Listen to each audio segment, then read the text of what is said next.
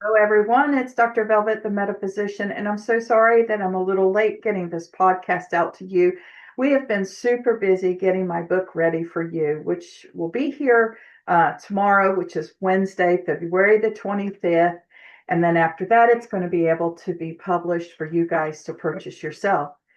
But that's not what I want to talk to you about right now. This is not what I want to share with you right now. What I want to set the stage is this week, I want to speak directly to therapists who are skilled and committed and already doing meaningful work, but quietly asking themselves this question of, is this sustainable long term? So, in this episode, I share reflections on structure, longevity, and the difference between being busy and being supported. Is a big difference. This isn't about adding work, it's about removing fragility.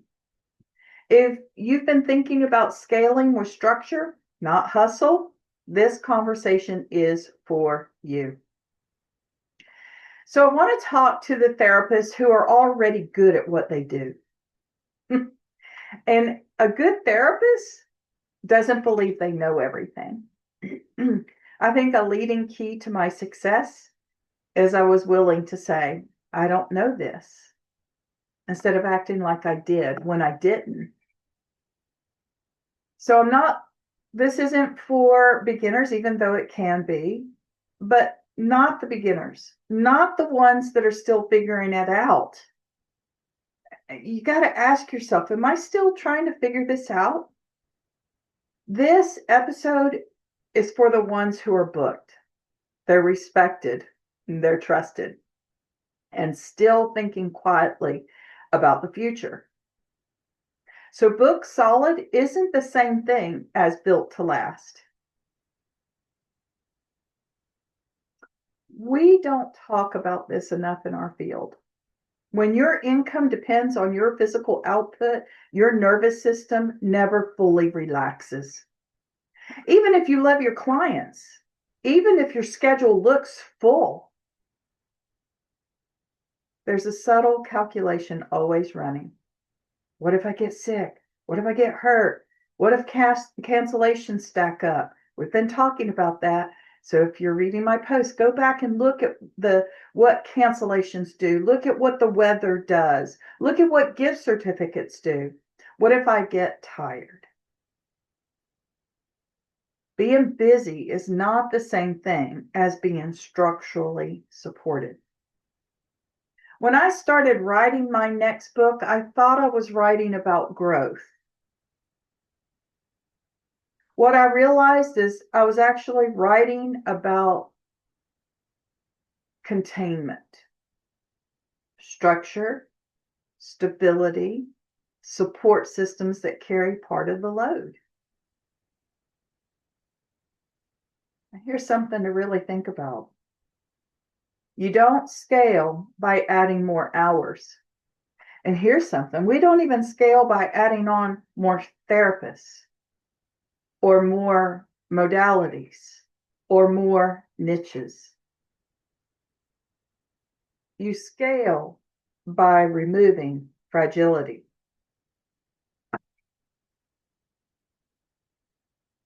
And fragility often hides inside success. And we're not the only ones. It happens to other businesses as well.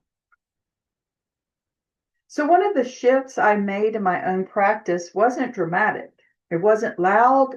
It wasn't a rebrand. It wasn't a new modality. It was integrating a support that strengthened what I was already doing, physically and energetically, without requiring more output from me. And that's when I understood something really important. Scaling is not about expansion, it's about reinforcement.